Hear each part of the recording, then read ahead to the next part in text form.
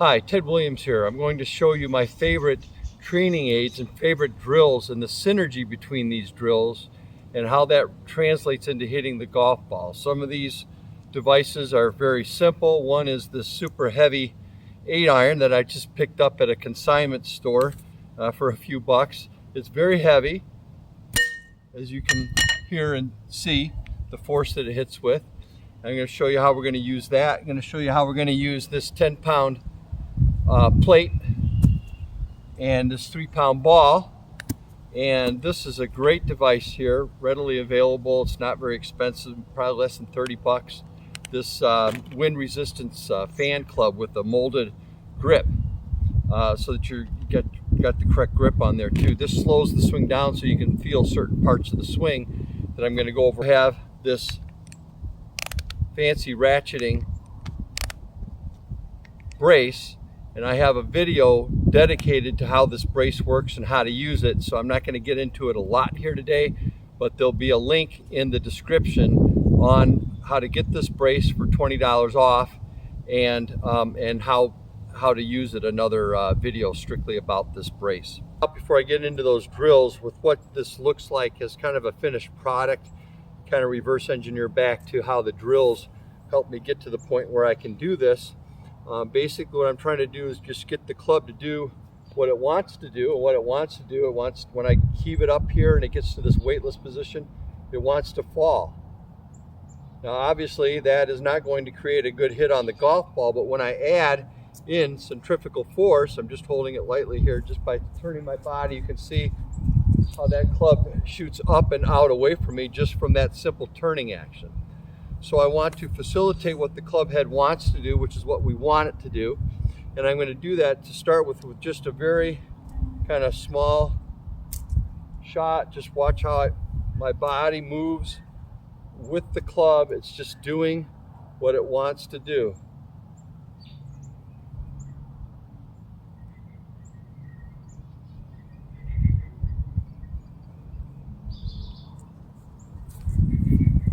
And I'm facilitating what it wants to do, which is what I want it to do.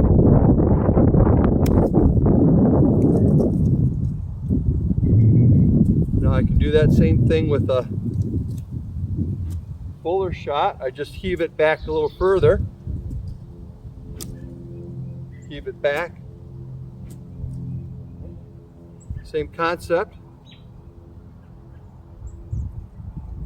You can see my full body waggle.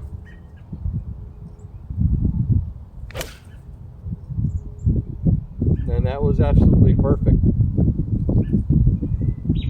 Okay, so how do we get to the point where we can learn how to move with what the club wants to do and not get in its way, but facilitate what it wants to do?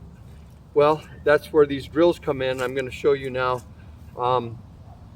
Before we even use any of the aids here, the most basic movement that we need to learn is this idea of a zombie walk.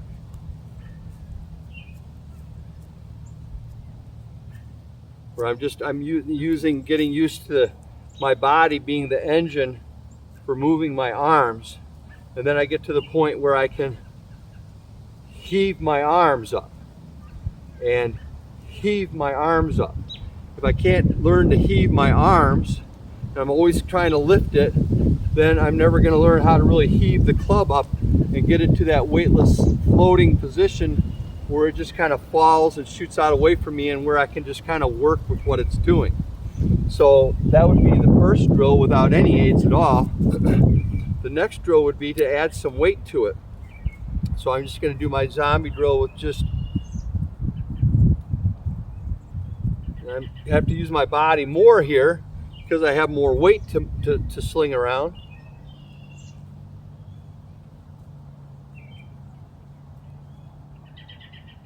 And now what I'm going to do is, now that's just back and forth, that's very lateral.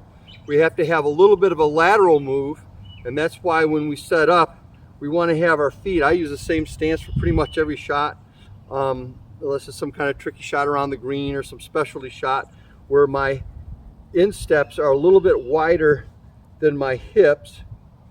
Okay, I think you can see that well from here. and then my first move will just be to get the hip over the ankle. Okay, so I need to have a little bit of a sway before I go into a rotation. Actually, the rotation is really more of a spiral upward. It's not a rotation just in this direction. It's a spiraling rotation like this. So in order to get that feeling, to go from lateral to that spiraling rotational type of a move, I'm going to twist this barbell after I kind of get the feel again of kind of slinging it. I'm not slinging it super far, okay?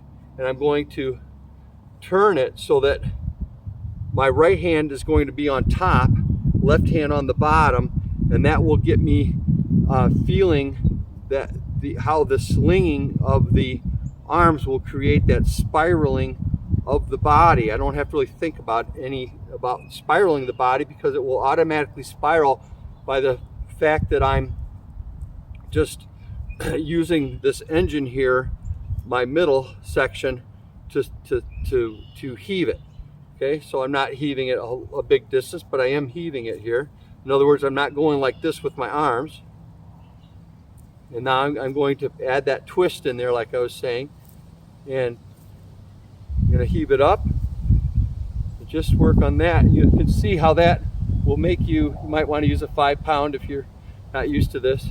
You can see how that creates the side bend and how that moves the weight around from the left to the right to the left, back this way, so that I can push off with the left. Okay, so we want to get the weight going left, heave to the right foot's here, and then back over to the left, so that I can push up and back with the left leg in order to counter and add stability that's necessary to counter the centrifugal force of the club going out this way, and the force of the club going forward and actually more around than forward towards the target. We don't want to try to guide the club face towards the target. So let's see how that looks. So here's my little heaving action. Okay, just very simple lateral. We're going to make it a little more complex, and heave and twist. Heave and twist. Right knuckles on top, left knuckles on the bottom. Okay, now I'm going to let those reverse. Notice I'm not trying to move this down with my arms. I'm just letting gravity do it. And you'll notice that when I get that heaving action, that twisting action here, that when I let the weight fall, I will get an undoing of what I did on the way back. And this hip will actually move back on its own. I'm not sending any message from my brain to my hip to make that early movement there. It just happens because of how this unravels and unspirals. See, I'm creating the spiral here.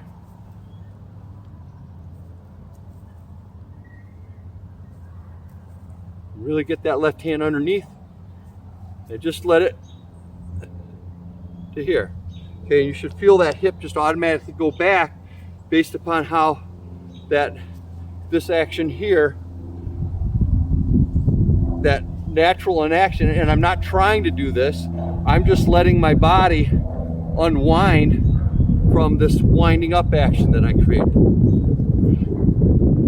And when it unwinds from that, I get that early kind of push up a little bit, that squat. Okay, I want this to lead to a squat. That was better than that one before.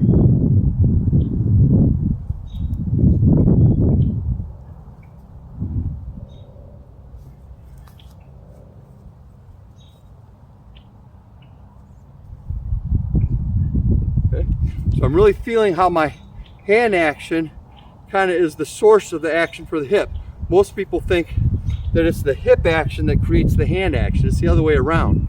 And this is how you can get the physics to work for you so that this is happening automatically for you. So I have my precision impact aid on now. I'm going to show you one way that I use this. Again, there's a video in the description Okay, so now I'm just going to work on the idea of just very simply kind of back and forth. And you see I'm letting this club head get past my hands, past my hands, past my hands. Okay, now I'm going to heave it. I'm going to heave it and let it fall. And you can hear that clicking there. So this is where I want to be. You can see I got my squat in. That squat gives me the space that I need for my right elbow to have room to come in and deliver that club head from inside to out. Just going to work on just a lateral, and then get kind of gird yourself, kind of gather yourself for that heave and let it fall. Okay. Now this off and use this aid. So this kind of slows everything down so that I can start to get that whooshing action. Because once I get to here, it's just whoosh, and my hips are going back this way to counter the centrifugal force of the club head going out this way.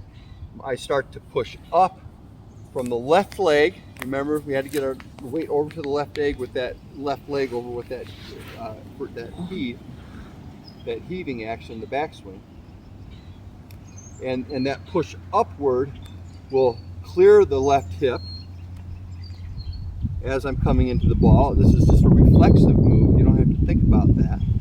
And that will counter the downward descent of the club head. So I'm countering the centrifugal force, sending the club head out that way with this initial squat.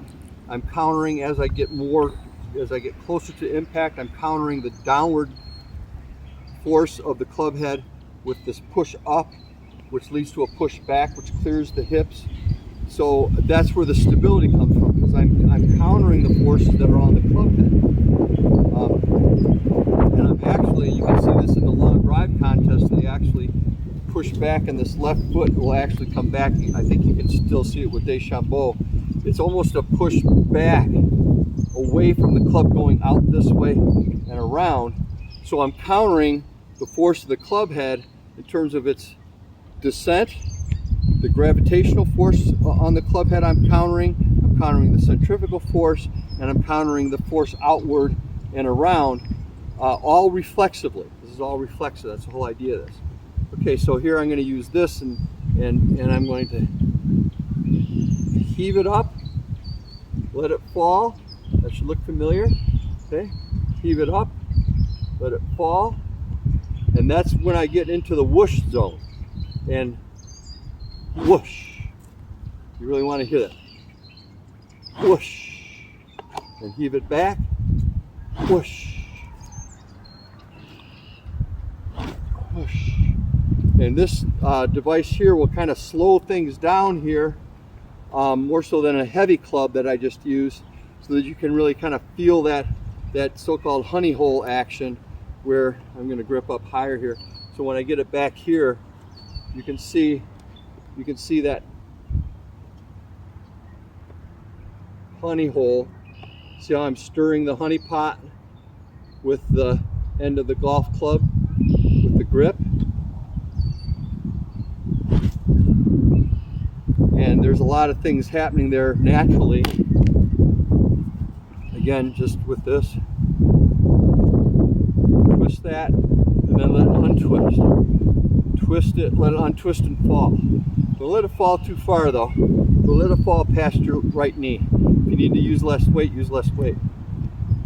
Because I just want to feel that action there. Hey. Okay, so I'm going to hit another shot here. And I just want you to see how I incorporate those feelings, those trigger points, and everything that I just showed you with these aids and the drills into a full golf swing. You can see those forces at work. And you can see my full body waggle. It's a full body waggle.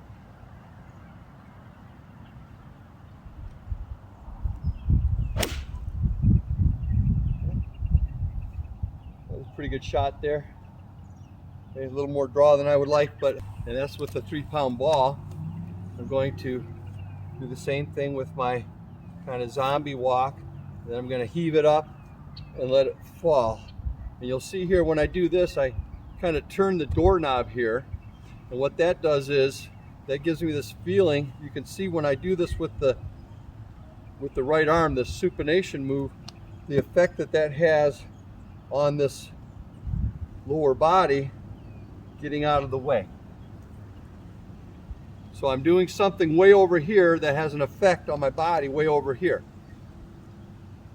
Again, this is feel versus real. We're going to heave it. Okay, and just get that feeling here. So if I drew that shot too much, that last hit of mine, I know that I kind of have to have more of a supination move back here so that I'm not coming over with my right wrist so much. So I'm going to incorporate this drill here where I'm heaving it up and then getting a little bit of a supination here so that I'm coming into the ball like this, and that my chest and my pivot is bringing me into the shot versus my arms kind of swinging across my body and bringing me into the shot and causing a lot of kind of instability in the club face that's very hard to predict. So I'm going to incorporate kind of that soft intention of that doorknob turning action, which again leads to this left hip action, and that will keep my arms back so that in order to get to the ball, I've got to pivot in order to get into the ball, not just run my arms across my body.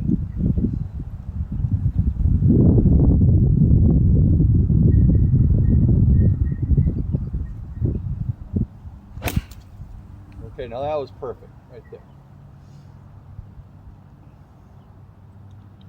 Okay, so those are some training aids. Some are more sophisticated than others, and the drills, and hopefully I've shown how you can synergize these drills and work them into your practice sessions and not just go out and hit ball after ball after ball after ball. If you're doing really well, stop and do some drills and see if you can continue to do well when you go back to hitting balls. Don't just keep whacking balls out there. If you're not doing well, stop and do some drills just like I did there when I kind of drew that ball a little too much. I did a drill to kind of help me correct that and to give me that soft intention that I need in order to keep that ball going straight and get my pivot bringing the club head into the ball versus my arms kind of moving across my body like this. So Ted Williams signing off. See you on the next video.